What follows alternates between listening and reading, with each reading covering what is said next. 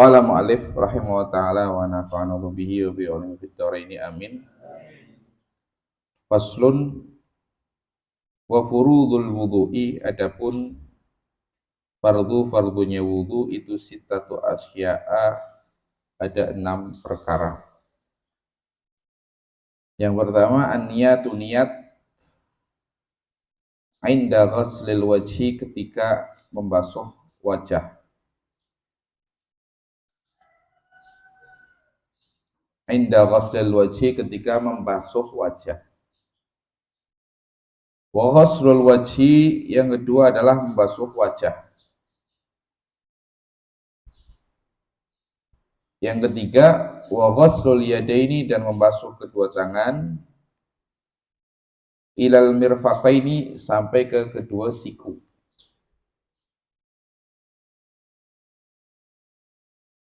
Yang keempat wa mashu ba'dir ra'si, mengusap sebagian kepala. Yang kelima ghaslur rijlaini ilal ka'baini, ya, membasuh dua kaki sampai mata kaki, dua mata kaki, sampai dua mata kaki. Yang terakhir, yang keenam, itu at-tartibu, runtut, alama dzakarna, sesuai apa yang sudah kami sebutkan, ya. Harus runtut sesuai apa yang sudah kami sebutkan, ya. Jadi fardu wudu itu ada 6, artinya sesuatu yang harus ada di dalam wudu. Kalau salah satunya tidak ada, maka wudunya tidak sah. Yang pertama niat wudu paling pendek adalah ya udah nawaitul wudu, udah saya niat wudu, cukup. Ya, nggak usah ditaruh raf'il hadasil asghar pun nggak apa-apa. Berbeda dengan mandi. Kalau kita mandi wajib, niat mandi saja nggak cukup. Ya, kalau wudu cukup. Saya niat wudu udah cukup. Tapi kalau mandi besar nggak cukup mandi. Kenapa? Karena mandi itu ada mandi wajib, ada mandi yang biasa. Kebiasaan kita setiap hari mandi kan. Nah, jadi perlu dibedakan. Kalau mandi harus nawaitul husla li raf'il hadasil akbar. Tapi kalau wudu, ya namanya wudu ya pasti untuk ibadah. Nggak ada wudu kebiasaan. Oleh karena itu niat wudu saja boleh. Nah itu wudu udah. Atau nah itu mau lengkap ya nawaitul wudu li raf'il hadasil asghar. Atau niat wudu untuk melaksanakan sholat, ya.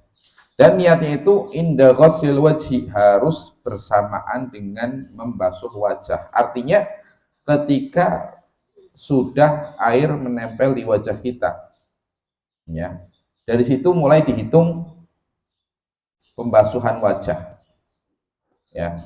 Berarti seandainya kalau kita sudah basuh dari awal, basuh baru niat ketika pas lagi di bawah, maka ya yang di atas harus diulangi, ya. Jadi di awal sekali antum ketika air menyentuh muka, langsung dalam hati niat wudu, ya, niat wudu.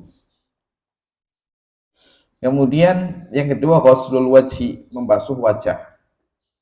Batasan wajah berarti dari tempat tumbuhnya rambut, ya, memanjang dari tempat tumbuhnya rambut sampai bawah dagu ya.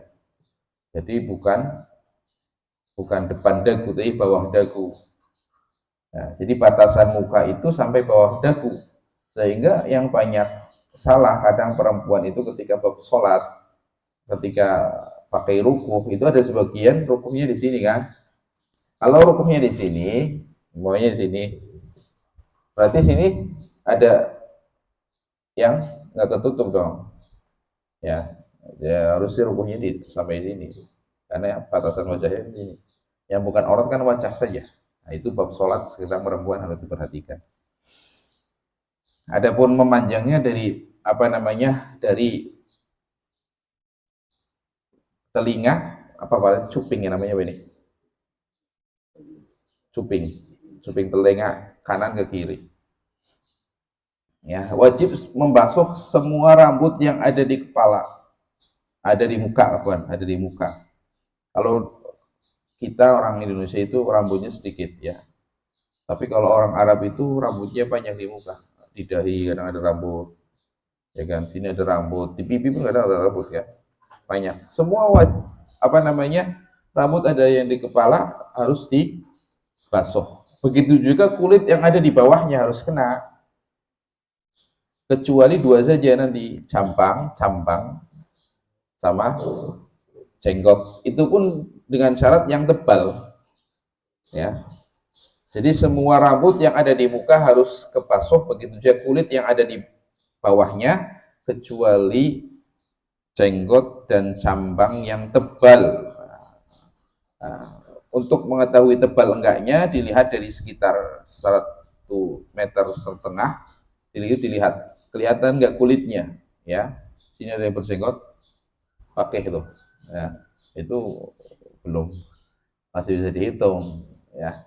Kalau di sini ya Ustadz Duna, Ustadz Abu Ihsan, itu antum lihat dari 1,5 meter ya, Abdul Rahman situ nggak kelihatan kan kulit yang ada di bawah jenggot, berarti tebal tuh.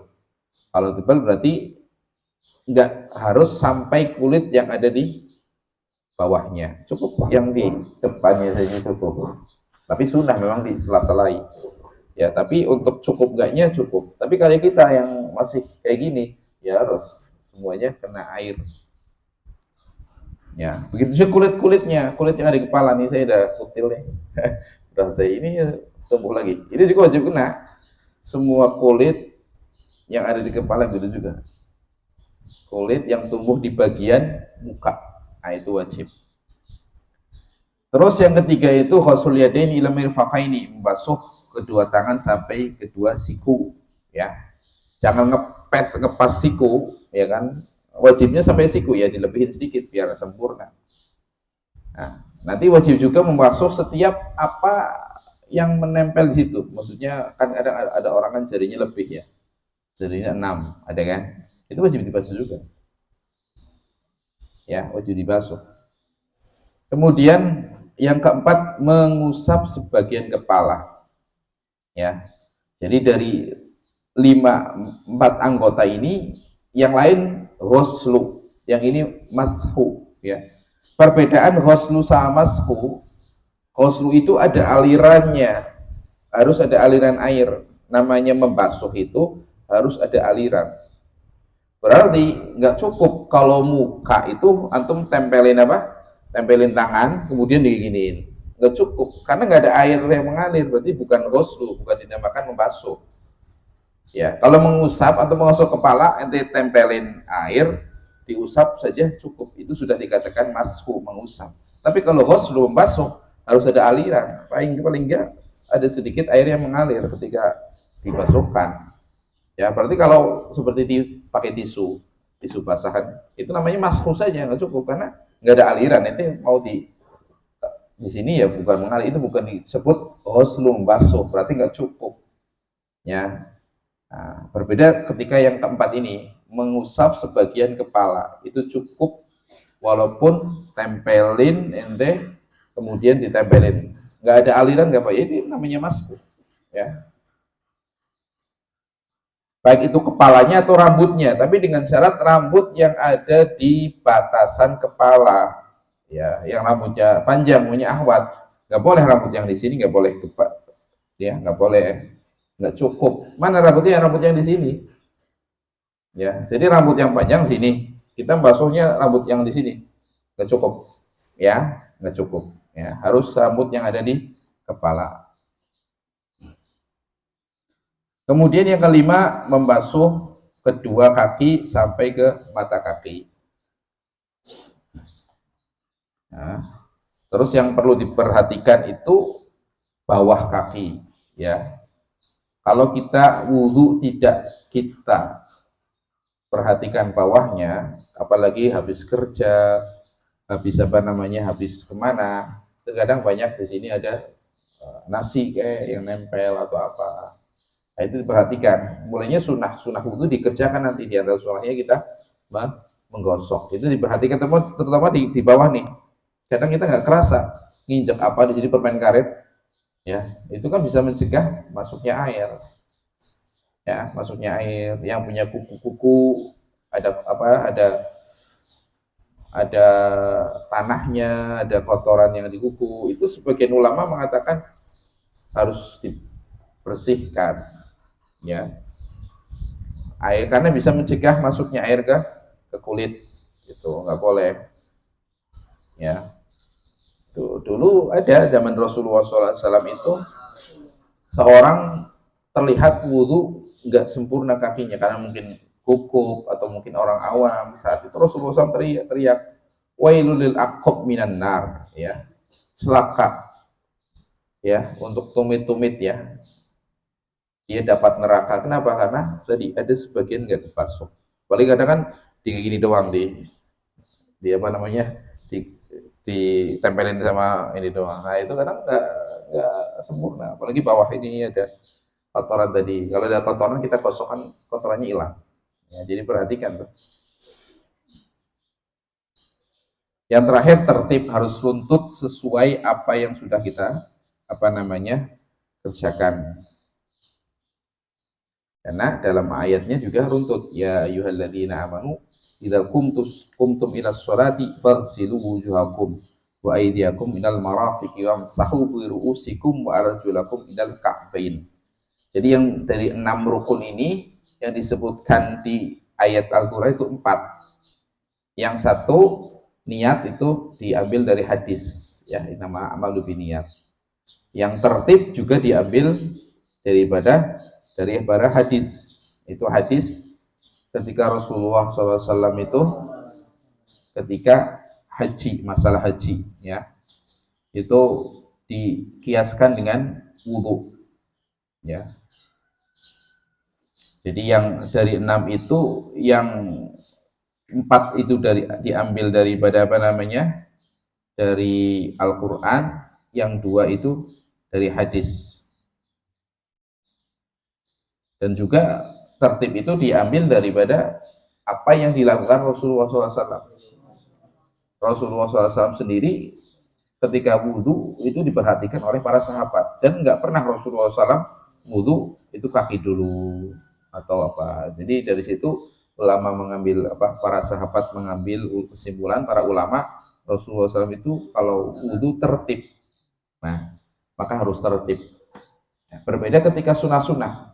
Nah, kadang Rasulullah SAW itu wudhu satu kali, kadang 3 kali. Ya, itu untuk menunjukkan bahwasanya meniga-kalikan itu tidak wajib. Seandainya Rasulullah SAW itu mengerjakan wudhu 3 kali terus, nggak pernah 1 kali, nah itu nanti bisa diambil kesimpulan, jadi bisa jadi wajib. Jadi Rasulullah SAW itu tadi kadang wudhu 1 kali, kadang 3 kali. Wallahu a'lam bishawab. Ada yang tanyakan?